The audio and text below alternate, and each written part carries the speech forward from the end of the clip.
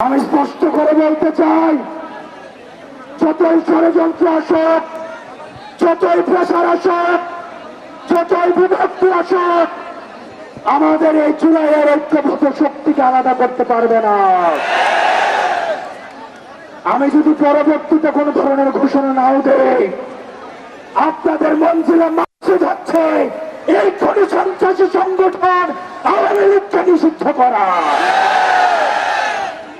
আওয়ামী লীগকে নিষিদ্ধ না করা পর্যন্ত সংগ্রামী ভাইয়েরা, সংগ্রামী বোনেরা, আপনারা এই রাজপথ ছাড়বেন না। 2013 সালে যে শাহবাগ হয়েছে, এই শাহবাগে ফ্যাসিবাদের পদধ্বনি শোনা গিয়েছে। আমরা এই শাহবাগ থেকে ফ্যাসিবাদের পতন ধনের আমরা কঠিনে শেষ পের একটা মারব।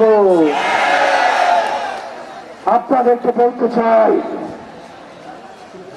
আপনারা বিচ্ছিন্ন কোন গ্রুপে গ্রুপে আলাদা হয়ে আপনারা আলাদা করে মিছিল করার প্রয়োজন নাই।